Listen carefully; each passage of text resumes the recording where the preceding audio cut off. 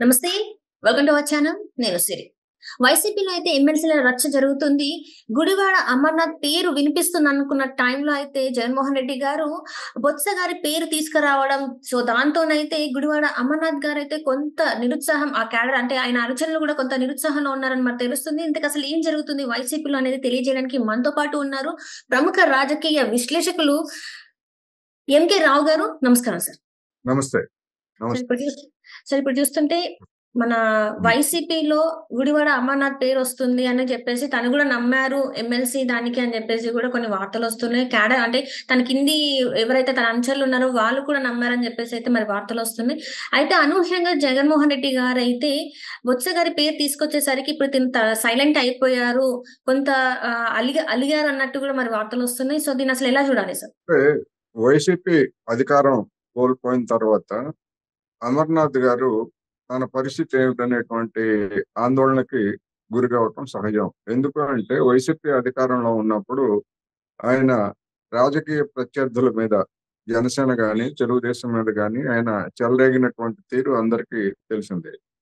అందువలన ఆయనకి ఏదో ఒక పదవి ఉండాలి. ఆ పదవిని అడ్డు పెట్టుకొని తన హవా చెలాయించాలనేటువంటిది ఎవరికైనా ఉంటుంది. అందులో గుడివాడ అమర్నాథ్ గారికి ఇంకా ఎక్కువగా ఉంటుంది. ఎందుకంటే ఆయనకి సవాళ్లు ఎదురయ్యాయి అక్కడ. హ్మ్. ఆ క్రమంలో ఎమ్మెల్సీ ఎన్నిక అనేటువంటిది వచ్చింది. ఆ ఎమ్మెల్సీ ఎన్నికలో ఆయన గెలవడానికి అంటే వైసీపీ గెలవడానికి అవసరమైనటువంటి ఓటర్లు ఆ కాన్స్టిట్యుయెన్సీలో ఉన్నారు గనుక సహజంగానే ఆశించారనేటువంటిది అందరికీ తెలిసిందే. అయితే ఆ క్రమంలో ఆయన ఆశించిన దానికి భిన్నంగా లేదా మరి ఎవరైనా పెద్దలు గుడివాడ అమర్నాథ్‌కి ఏదైనా హామీ ఇచ్చారో లేదా ఆ హామీ ఉల్లంఘన జరిగి బొత్స సత్యనారాయణ గారిని క్యాండిడేట్‌గా ప్రకటించారనేటువంటిది మనకు తెలియదు గానీ, ఆయన హ్మ్. అసంతృప్తి చెందినట్లుగా చెప్తున్నారు. అయితే ఆ అసంతృప్తి అనేటువంటిది ఇవాళ ఉన్నటువంటి పరిస్థితుల్లో, రాజకీయ పరిస్థితుల్లో ఆయనేదో పార్టీ మారి ఇంకొక పార్టీలో చేరటానికి అవకాశాలు దాదాపు ఆయనకి లేవు. ఎందుకు అంటే కూటమిలో ఉన్నటువంటి 3 పార్టీలు తెలుగుదేశం, జనసేన, బీజేపీలో కూడా ఆయన చేరతారా? చేరి దానిలో ఇమడగలరా? అవి చేర్చుకుంటాయా? అన్నది ప్రశ్న. అయితే ఇక్కడ ఒకటి ఒక ఆసక్తి కలిగించేటువంటి అంశాన్ని కూడా మనం చూడాలి. హ్మ్. ఏమిటంటే ఇంతవరకు తెలుగుదేశం పార్టీ తన క్యాండిడేట్‌ని ప్రకటించలేదు. హ్మ్. Sir. Telugu Desam party. Telugu Desam party తన క్యాండిడేట్‌ని ప్రకటించలేదు. రెండో వైపు వైసీపీకి చెందినటువంటి ఓటర్లందరినీ కూడా హ్మ్. క్యాంపులకి తరలించారనేటువంటిది మనందరికీ తెలిసిందే. హ్మ్. అందువలన ఇక్కడ వ్యూహాత్మకంగా తెలుగుదేశం పార్టీ ఎందుకంటే ఉన్నటువంటి బలాబలాలు యథాతథంగా ఉన్నాయనుకుంటే తెలుగుదేశం గెలిచేటువంటి అవకాశమే లేదక్కడ. బంపర్ మెజారిటీ తోటి వైసీపీ అభ్యర్థే గెలవాలి. కానీ విశాఖ హ్మ్. కార్పొరేషన్ ఎన్నికల్లో వైసీపీకి చెందినటువంటి కార్పొరేటర్లందరూ కూడా ఫిరాయించి ఏ విధంగా వైసీపీకి ఝలక్ ఇచ్చారో మనకు తెలిసిందే. రైట్ అదే సార్. పరిస్థితి స్థానిక సంస్థల ఎన్నికల్లో కూడా ఉంటుందనేటువంటిది తెలుగుదేశం ఆశ. అయితే క్యాంపు రాజకీయాలు అనేటువంటివి అనూహ్యంగా తెర మీదకి రావడంతోటి తెలుగుదేశం పునరాలోచనలో పడినట్టుగా కనిపిస్తుంది. మరి హ్మ్. చివరి నిమిషంలో ఒకవేళ క్యాండిడేట్‌ని ప్రకటిస్తారా? లేకపోయేట్లయితే వ్యూహాత్మకంగా గుడివాడ అమర్నాథ్‌ని ఇండిపెండెంట్‌గా వేయించి కథ నడిపిస్తారా? అనేది కూడా మనం ఇక్కడ కొట్టిపారేయలేము. ఎందుకు అంటే బొత్స సత్యనారాయణని ఓడించడం ద్వారా జగన్మోహన్ జగన్మోహన్ రెడ్డి గారినే ఓడించినట్టుగా 3 పార్టీల కూటమి భావిస్తది. హ్మ్. అందుకని దాన్ని సాధించేందుకు 3 పార్టీల కూటమి ఏ రాజకీయ ఎత్తుగడకైనా దిగేటువంటి అవకాశం గూడా ఉన్నది. బహుశా హ్మ్. దానిలో భాగంగా స్వతంత్రంగా పోటీ చేస్తారు. లేదా తిరుగుబాటు అభ్యర్థిగా పోటీ చేస్తారు. గుడివాడ అమర్నాథ్ అని వస్తున్నటువంటి వార్తలకి ఒకవేళ ఈ యాంగిల్ ఏమన్నా తోడైందా అనేటువంటిది మనం చూడాల్సి ఉంది. ఏమైనా మరికొద్ది గంటల్లోనే ఇండిపెండెంట్ గా రంగంలోకి దిగుతారా? ఏం చేస్తారనేటువంటిది ఇప్పటికైతే మనం మాట్లాడుకునే సమయానికి ఊహాజనితమైనటువంటి అంశాలే అనేది మాత్రం చెప్పుకోవాలి. అంటే ఇక్కడ చూస్తున్నట్టయితే బొత్స గారు గూడా దీనికి ఇష్టంగా లేరు. బలవంతంగానే ఆయన పేరు అనౌన్స్ చేశారని జెప్పేసి కూడా జగన్మోహన్ రెడ్డి గారు చేశారని జెప్పేసి కూడా కొన్ని వార్తలొస్తున్నాయి సార్. ఆఖరి నిమిషంలో బొత్స గారు తప్పుకునే ప్రయత్నం అయితే చేస్తున్నారు. అక్కడ వేరే అతన్ని పెట్టే ప్రయత్నం చేస్తున్నారు అని వార్తలొస్తున్నాయి. మరి ఇందులో వాస్తవం ఉందంటారా సార్ మరి? ఒకవేళ అదే నిజమైతే బొత్స సత్యనారాయణ గారికి ఆ, ఒక ధైర్యం కోల్పోయి ఉంటారు. ఎందుకంటే విశాఖపట్నంలో జరిగినటువంటి పరిణామాలు, అదే విధంగా మన వైసీపీలో ఉన్నటువంటి స్థానిక సంస్థల ఓటర్లు ఎవరైతే ఉన్నారో వాళ్ళందరూ కూడా గతంలో వైసీపీ అధికారంలో ఉన్నప్పుడు అదే పార్టీని అంటిపెట్టుకొని ఉంటారని మనం ఏం అనుకోక్కర్లేదు. ఉమ్, అధికారం తెలుగుదేశం కూటమిలో ఉంది కనుక మళ్ళా భవిష్యత్తులో దగ్గర కావడానికి ఈ ఎన్నికని ఒక సాధనంగా చేసుకొని, చూడండి మేము మీకు ఓటు వేసాము అని చెప్పేసి ఇటు ఈ క్యాంప్ లో దూరటానికి కూడా వాళ్ళు ప్రయత్నం చేసే అవకాశం ఉంది. ఉమ్, అందుకని అటు డబ్బు పోయి పరువు పోయి ఎందుకు ఈ తలనొప్పి అని చెప్పేసే భావన బొత్స సత్యనారాయణ గారిలో కలిగి ఉండొచ్చు. దాన్ని మనం ఏమి కాదనలేము. అయితే ఆయన ఉమ్, క్యాండిడేట్ ని ప్రకటించిన తర్వాత నామినేషన్ కి గడువు దగ్గర పడుతున్నటువంటి సమయంలో చివరి నిమిషంలో ఆయన గనక వెనక్కి తగ్గేట్లయితే అది బొత్స గారి కంటే జగన్మోహన్ రెడ్డి గారికి పెద్ద ఎదురు దెబ్బ అవుతుంది. ఉమ్. అంటే ఇక్కడ అందుకని చూస్తున్న జరుగుతుందా లేదా అనేటువంటిది మనం చెప్పలేము.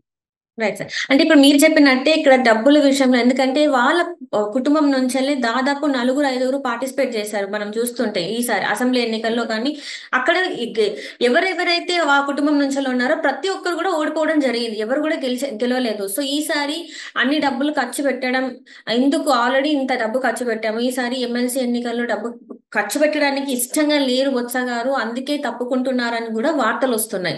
మరి దానికోసం అంటే డబ్బుల కోసం కూడా ఇలాంటి ఒక నిర్ణయం తీసుకునే అవకాశం ఉందంటారా సార్ మరి? ప్రతి ఓటర్కి కనీసం 2 లక్షల రూపాయలు ఇవ్వడానికి సిద్ధపడ్డారని చెప్తున్నారు. హ్మ్. ఒకవేళ అదే కనుక ఎట్లయితే బొత్స గారి దగ్గర ఆ అంత పెద్ద మొత్తాలు డెఫినెట్ గా ఉంటాయి. ఎందుకంటే ఆయన కుటుంబ సభ్యులందరూ కూడా సంపాదించుకున్నది తక్కువేమీ కాదు. హ్మ్. అందుకని అది పెద్ద సమస్య కాదు.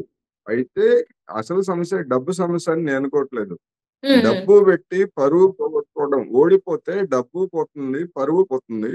పరువు పోయి ఇప్పటికే మొత్తం కుటుంబ సభ్యులందరినీ కూడా పేరు చెప్పి ఓడించినటువంటి పరిస్థితి ఆ ఉత్తరాంధ్ర ప్రాంతంలో ఉన్నది. హ్మ్. అందువలన ఈ ఎన్నికల్లో కూడా బొత్స గారు కనుక మరోసారి ఓడిపోయేట్లయితే ఆయనకి రాజకీయంగా ఇక శాశ్వతంగా రాజకీయాల నుంచి తప్పుకోవడం తప్ప మరొక అవకాశం ఉండదే అనేటువంటి పరిస్థితి కూడా తలెత్తవచ్చు.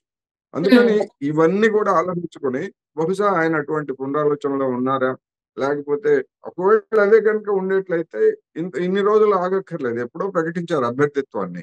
హ్మ్. అందువలన అందువలన ఏం చేస్తారు ఏమిటనేటువంటిది చివరి నిమిషంలో ఏదైనా అనూహ్య పరిణామాలు జరిగితే మనం చెప్పలేం. రైట్. అట్లనే ఇప్పుడు మీరు ఇందాక మాట్లాడినట్టు చూస్తుంటే సార్ తనకి ఒక పదవి కావాలని చెప్పేసి గుడివాడ అమర్నాథ్ గారు కోరుకుంటున్న టైంలో ఈ తరుణంలో ఫస్ట్ నుంచెల్లి కూడా ఒక వార్త అయితే బాగా వినిపిస్తుంది సార్. ఏంటంటే గుడివాడ అమర్నాథ్ అసలు రాజకీయాలకే దూరం అయిపోతున్నారు. దూరంగా ఉండాలని అనుకుంటున్నారు. తన వ్యాపారాలు ఏవో తను చూసుకోవాలి. ఇప్పటికైతే రాజకీయాలకి దూరంగా ఉండాలి అని తన నిర్ణయం తీసుకున్నట్టు కొన్ని వార్తలైతే వచ్చాయి. మళ్ళీ ఇప్పుడు మరి ఎమ్మెల్సీలో ఉండాలి. తన పేరు అభ్యర్థిగా వినిపించాలని ఎందుకు అనుకుంటున్నారు సార్?